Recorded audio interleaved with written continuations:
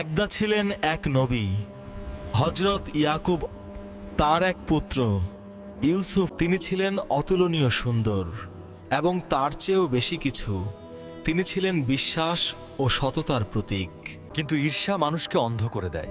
ইউসুফের ভাইয়েরা তার সৌন্দর্য ও পিতার ভালোবাসা দেখে ঈর্ষান্বিত হলো। চলো ওকে ছেড়ে দেই। তখন আমরা বাবার ভালোবাসা পাবো। হ্যাঁ, আমরা তাকে আজ রাতে গভীর কূপে ফেলে দেব। হে আমার প্রভু, আমি কেবল তোমার উপরই ভরসা করি। অন্ধকার কূপের ভেতর থেকেও ইউসুফ হারাননি আশা, কারণ তিনি জানতেন যে আল্লাহর উপর ভরসা রাখে তিনি কখনো তাকে একা ছেড়ে দেন না।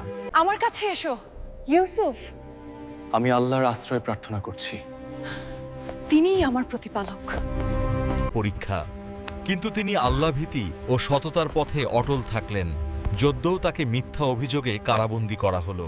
কারাগারে একজন লোক আছে যে স্বপ্নের ব্যাখ্যা করতে পারে। সত্যি তুমি একজন সত্যবাদী ও জ্ঞানী মানুষ। তুমি আমার মন্ত্রী হবে। আল্লাহ যাকে পরীক্ষা করেন তাকেই উত্তমভাবে পুরস্কৃত করেন। কূপের যুবক, বন্দী, মিশরের দরবারের উপদেষ্টা,